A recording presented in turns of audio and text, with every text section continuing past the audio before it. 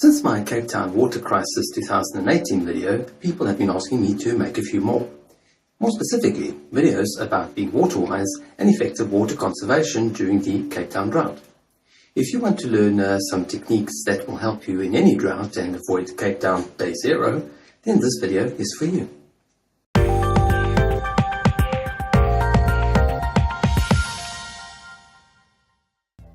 Hey, my name is Joe and I live in Cape Town. If all Cape Townians conserve the amount of water they use, it will help tremendously. If we implement some new ideas to an old challenge, we can make a serious change in a somewhat dire situation. By the way, this video is not just for those in drought-stricken areas, this is for everyone. The planet has the same amount of water at any given time, but the supply shifts around Mom Nature's whim. However, clean water is quite another story. The artificial process we utilize to purify water is not always environmentally friendly. Before I continue, I urge you all to read Recycle Thoughts. It's a free electronic download and it sheds more light on some of the issues outlined here. The link to the electronic book is available in the description below. The most important factor is to reduce the amount of tap water being lost down the drain. We need to find ways to pour water back into the soil and keep it on land. In coastal towns, grey water and even sewage is piped right out to sea. I know it's really gross, but there you have it. Therefore, the less water we lose in this manner, the less the water table drops. When there is good rainfall, we don't need to be quite as extreme as I'm suggesting. As an architect, let me remind everyone that sewers need a certain amount of water flow or they become blocked over time. That will really kick up a stick. Right now, let's not worry about that, but rather concern ourselves with the diminishing water supply. To be absolutely clear, you must not try to recover sewage water. In other words, don't attempt to take water out of the toilet bowl, even if it looks clean. We do not want a disease epidemic. We merely want to intercept what is termed grey water before it becomes contaminated by the sewers. Grey water is what flows down the drain from your bathroom basin and kitchen sink. At worst, it's no more water laden with detergent. We want to redirect water traffic, so to speak. If we capture this grey water, we can use it to flush our loos instead of relying on spring fresh water from the mains. One of the biggest daily uses of water is the shower or the bathtub. Ordinarily, all this is just flushed down into the sewer. If you shower, please click on the link in the description for an article outlining how you can effectively collect most of your shower water with buckets. I now use 3 of them in my shower.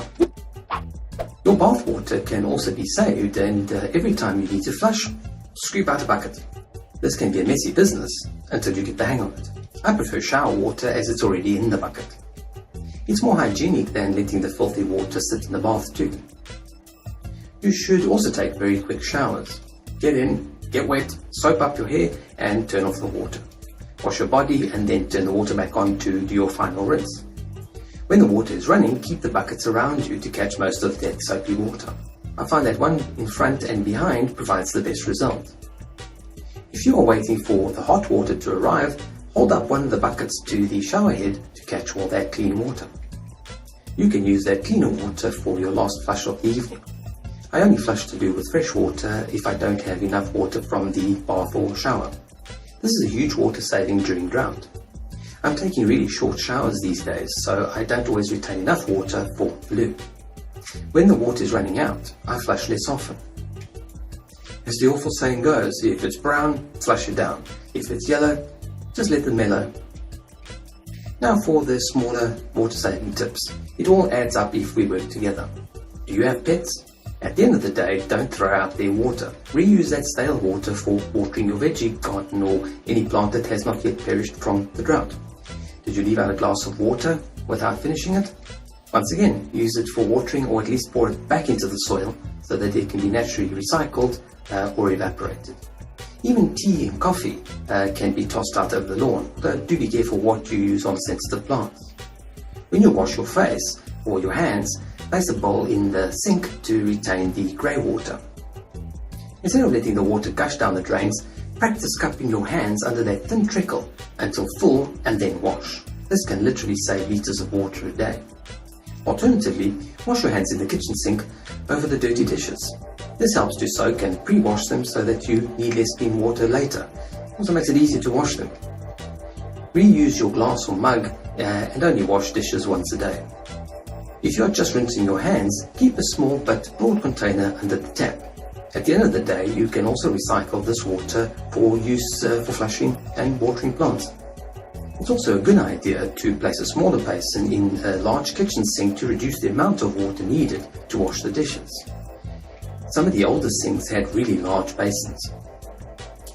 Use this final rinse water from the basin either to wash other things that don't need clean water or again to water your garden. There's very little detergent in the final rinse water, and if you spread it out evenly, it shouldn't be an issue. Do you have a bird bath? Those thirsty tweeters also need a drink. Don't fill the bowl more than halfway because the rest rapidly evaporates in the day's heat. Only place water in the bird bath very early in the morning or late afternoon after it has cooled down from the day's heat. If you are using ice for cooling, use sealed ice blocks where possible.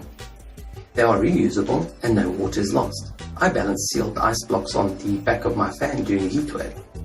There are many other ways to conserve water, but the most pressing issue is to prevent water loss. Think of additional steps you can implement in your daily life and you will see just how much water can actually be saved. The reason Cape Town is experiencing water shortages is largely political, but how we emerge from this challenge will depend on how we proceed. Let's all be more water wise and avoid day zero. Did you find this video helpful? Please hit the thumbs up button and share it with a friend. To receive alerts for more videos like this, remember to subscribe and turn notifications on from the bell icon. Thank you so much for watching and being a positive force during this drought.